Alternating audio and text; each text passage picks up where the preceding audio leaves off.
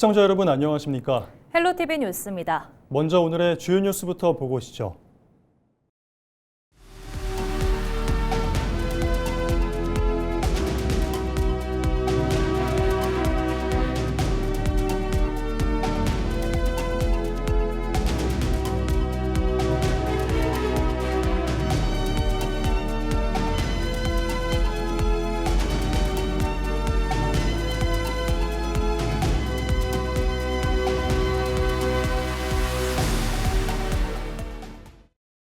삼기 신도시 중 가장 먼저 착공한 계양 테크노밸리가 올 연말 첫 주민을 맞이합니다. 사전 청약부터 오래 기다려온 입주라 예비 입주민들의 기대가 컸는데요. 하지만 막상 입주가 다가오자 주민들의 걱정이 늘고 있습니다. 어찌된 일인지 이관성 기자가 보도합니다. 올 연말 입주를 앞두고 아파트 공사가 끝나가는 계양 신도시 A2, A3 블록입니다. 아파트 단지에는 주거동과 커뮤니티 동이 모두 올라갔고 단지와 내부 공사가 이어지고 있습니다. 이곳에는 공공분양과 신혼희망타운 등 약 1,300여 세대 주민들이 들어옵니다. 3기 신도시 첫 입주라 예비 입주민도 지역사회도 기대가 큰 상황입니다. 하지만 입주를 앞두고 예비 입주민들의 걱정이 늘고 있습니다. 입주 뒤 이용해야 할 대중교통이 지선버스 노선 1개뿐이기 때문입니다. 연말에 입주를 하게 되는데 실질적인 버스 노선이 단 1개 증설이 됐습니다. 출퇴근 시간대도 동일하게 배차 간격 25분에서 30분이라고 얘기를 했고요. 지금 당장에도 이런 버스들이 출퇴근 시간대에는 사람들이 많은데 과연 저희가 이 버스를 이용할 수 있을지. 걱정이 앞서는 예비 입주민들은 인천시 청원을 통해 계양역과 부천 대장, 김포 공항 방향의 3개 광역버스 노선을 요구한 상황입니다. 계양구 곳곳을 경유하는 지선버스 노선 1개만으로 계양 신도시 광역 출퇴근 수요를 감당하지 못할 것이라는 우려에서입니다. 예비 입주민들은 수요 응답형 버스를 도입했던 검단 신도시처럼 사업 시행자인 한국토지주택공사와 인천도시공사가 운영비를 부담해 수요 응답형 버스를 운행하는 방안도 제시했습니다. 또 신도시 노선 신설 시 원도심 노선이 줄어드는 일이 없도록 해야 한다고 덧붙였습니다. 인천시 관계 당국은 세대수 규모에 따른 버스 노선 신설 계획이라며 노선 추가를 검토하지 않고 있습니다. 출퇴근 시간대, 배차 간격 축소 등 방법으로 예비 입주민들을 설득하는 상황입니다. 예비 입주민들은 정부의 3기 신도시 선교통 후개발 원칙이 계양 신도시에서만 지켜지지 않고 있다며 교통 대란을 우려하고 있습니다. 헬로티비 뉴스 이관성입니다.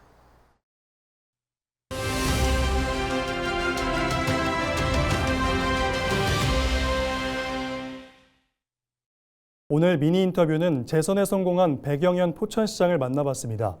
또다시 자신을 선택해준 이유는 지난 4년간 시민들이 믿을 수 있는 행정을 펼쳤기 때문이라고 하는데요. 당선 소감과 함께 앞으로의 민선구기 방향을 들어봤습니다.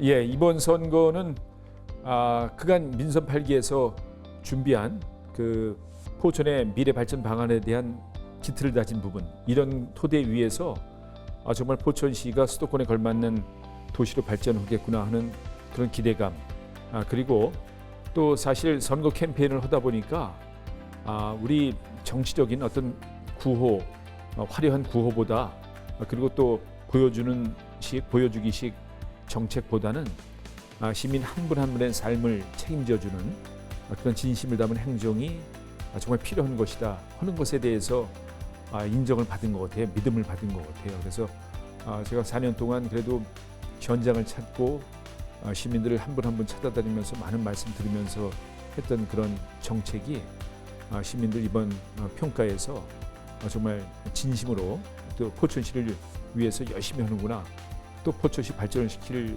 사람은 이 후보구나, 이렇게 믿음을 줬던 것 같아요. 그래서 우리 개인적인 제 영광이 아니라 그런 믿음을 준 시민들에게 또 어떤 희망을 가지고 포천 도시를 발전시킬 수 있는 계기를 만들어 주셔서 시민들께 감사할 뿐이죠.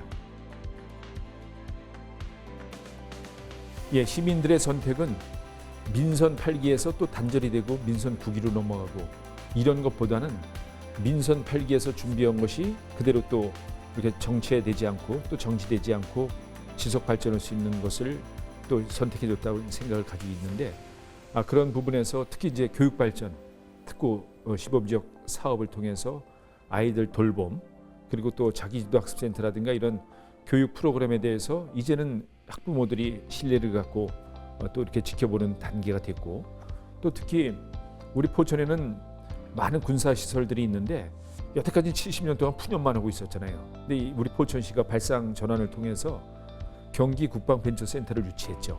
이런 벤처센터를 통해서 아마 앞으로 이제 KAI 방산 혁신 클러스터가 조성이 될 텐데 이런 것을 통해서 첨단 산업이 육성이 되고 또 그런 것을 통해서 청년들이 선호하는 일자리가 많이 생기고 이런 것들 또 특히 우리 포천이라는 시가 또 평화경제특구 후보지로 이제 지정이 됐는데 이것은 우리 포천뿐만 아니라 대한민국 성장 동력이 나올 부분이거든요. 한탄강변에 관광시설과 경관 농업 플러스 첨단 농업이 어우러지는 새로운 패러다임의 그 관광 특구로 지정이 되게 되면 정말 포천은 수도권을 넘어서 전국 최고의 도시가 될 수 있을 것이라는 기대감 때문에 이러한 사업들은 중단 없이 8기에서 준비한 게 9기에서 성과가 나올 수 있도록 이런 정책 아주 역점을 두고 진행을 해나갈 그런 예정입니다. 예, 이제 우리 포천 시민들께서 인근에 있는 자치단체 부러워만 했었는데 포천시도 이제 토대를 만드는 거죠. 발전할 수 있다. 그리고 시민들께서도 희망을 가지고 또 선택해 주셨으니까 앞으로 민선 9기에서는 이런 것들을 통해서 정말 포천 시민이 자긍심을 갖고 살아갈 수 있는 포천시, 프라이드 포천을 만들어가는 그런 부분인데 아마 지금까지도 그랬듯이 우리 시민 한 분 한 분이 진심을 담아서 우리 포천 천여 명의 공직자들과 함께 정말 멋진 도시 또 자긍심을 갖는 도시 프라이드 포천을 함께 만들어 가주십사는 또 당부의 말씀도 드립니다. 시민 여러분 파이팅! 박종혁 인천시의원이 10대 인천시의회 전반기 의장을 맡을 것으로 예상됩니다. 민주당 소속 인천시의원 당선자들은 최근 당선자 간담회를 열고 시의회 전반기 의장으로 박 시의원을 잠정 추대했는데요. 10대 인천시의원 45명 중 민주당이 38명으로 큰 변수가 없는 한 박 시의원이 전반기 의장을 맡을 것으로 보입니다.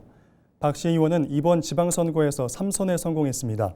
10대 시의회는 오는 7월 1일 임시회를 열고 의장단을 선출할 계획입니다. 의정부의 한 주택에 침입해 20대 여성을 흉기로 위협하고 성폭행을 시도한 50대 남성에게 실형이 선고됐습니다.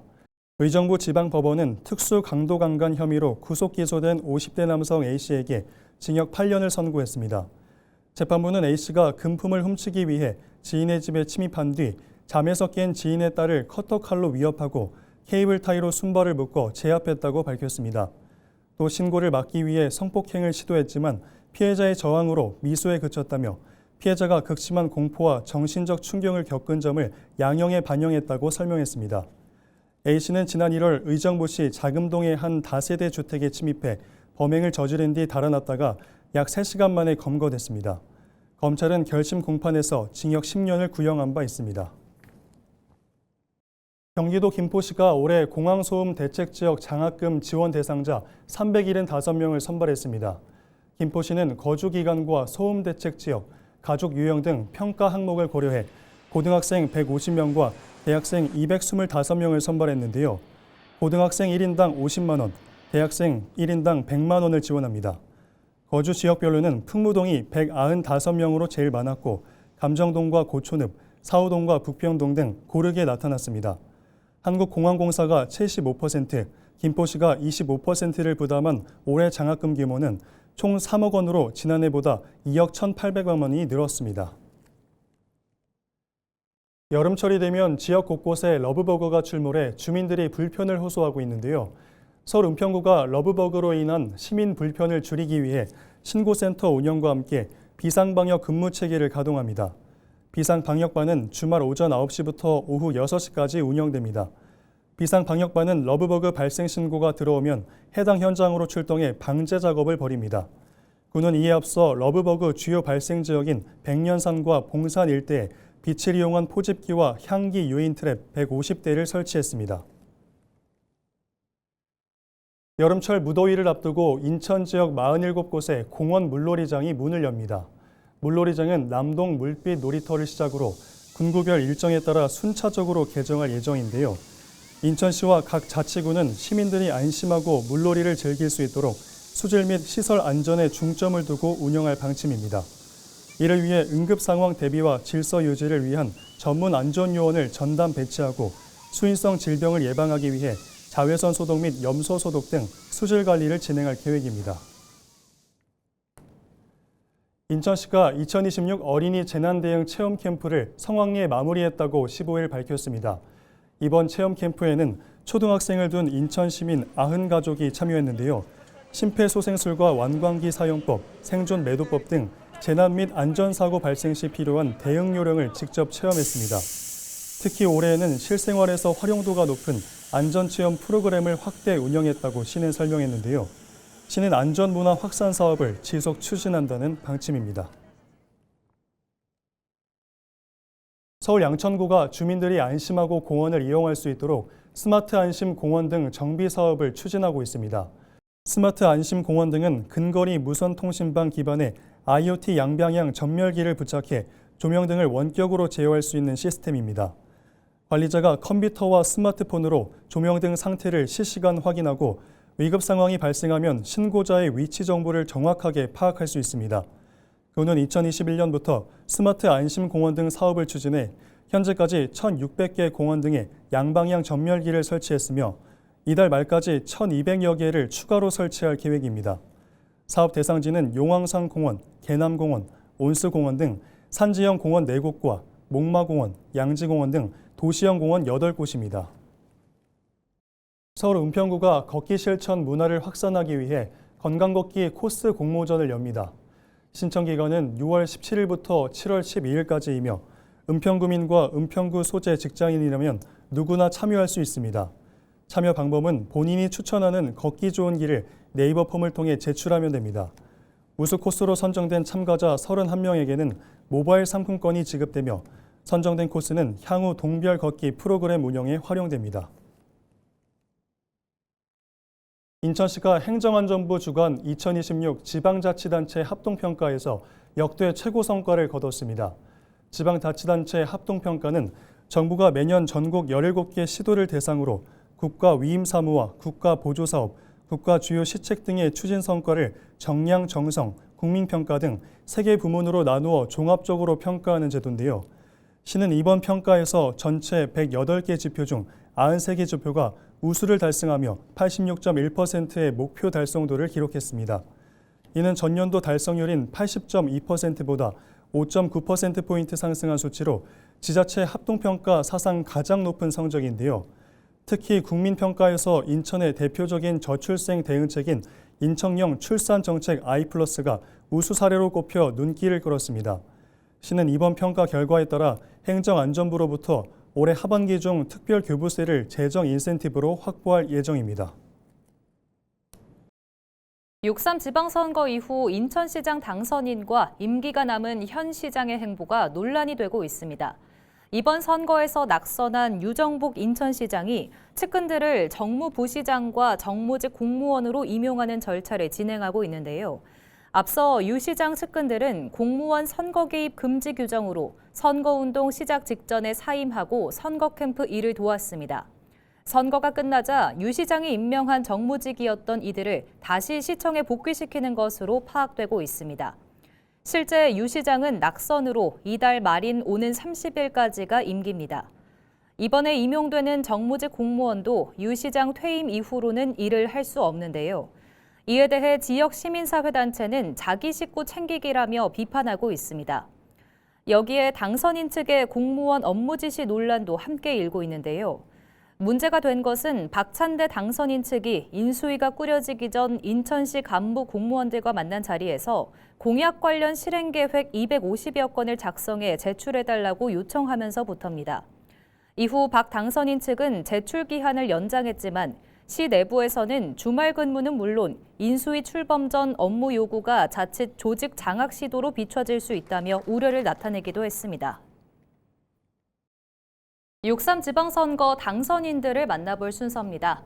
이번에 부천시 제8선거구에서 경기도 의원에 당선된 박순희 당선인은 재선 부천시 의원 출신인데요. 지난 8년의 경험을 살려 이제는 경기도 의회로 갑니다.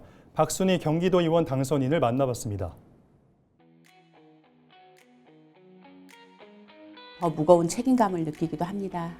제 지역구가 원도심에서 다시 또 변경된 지역구도 구도심이거든요. 원도심이어서 할 일들은 많을 것 같아서 무겁게 그러나 할 일은 활기차게 해나가고 싶다라는 소감입니다. 아무튼 뽑아주신 부천 시민 여러분께 감사드립니다. 더더군다나 제가 지역구가 원미구 역곡 1, 2동 소사동이었었는데 이제 소사구에 소사본동, 소사본일동까지 2개 구를 넘나들어야 되거든요. 그래서 그런데도 역곡의 소사까지를 다 맡겨주셔서 무거운 책임감과 함께 열심히 일하겠다는 다짐으로 소감을 전합니다. 감사합니다.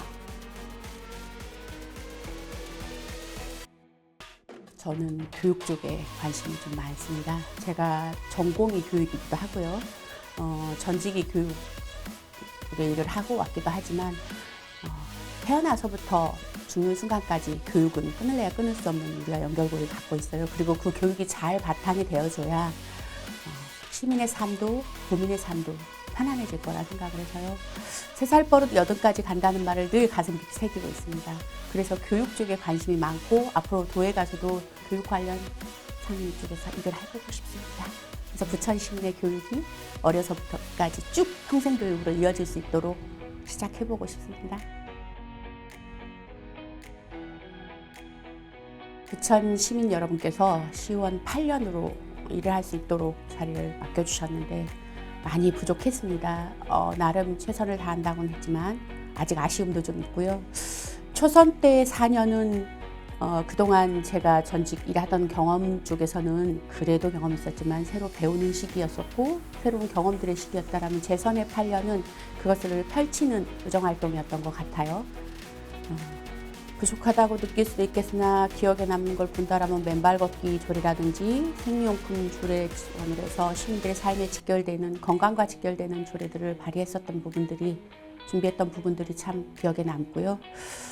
아쉬운 부분은 제가 교육 전공이었지만 교육 분야에 더 폭넓게 의정활동을 펼치지는 못했던 것 같다. 그리고 다양한 분야를 접하다 보니 부족함이 많지 않았나 싶습니다. 그리고 의미 있었던 일을 본다라면 재선 전반기에 도시교통위원장을 맡으면서 토목 건설 건축 쪽에 관심이 좀 많이 갖게 됐다는 거. 저는 사실 그쪽은 문외한이었거든요. 근데 배우면서 우리 공직자분들과 함께 힘을 합해서 시민들의 삶이 얼만큼 변화되는지를 사실은 도시교통위원장을 하면서 훨씬 더 많이 체감했었던 시기였어요. 그래서 그런 부분들이 많이 기억에 남고요. 좀 더 폭넓게 의정활동을 해보고 싶다라는 다짐이 있었죠. 3선을 한다라면.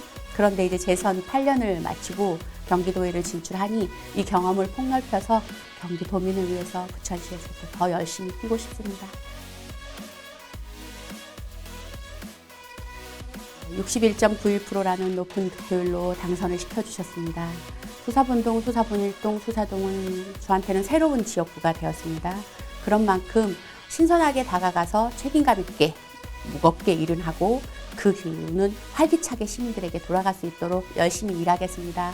뽑아주신 만큼 실망하시지 않도록 신중하게 더 열심히 일하겠습니다. 고맙습니다.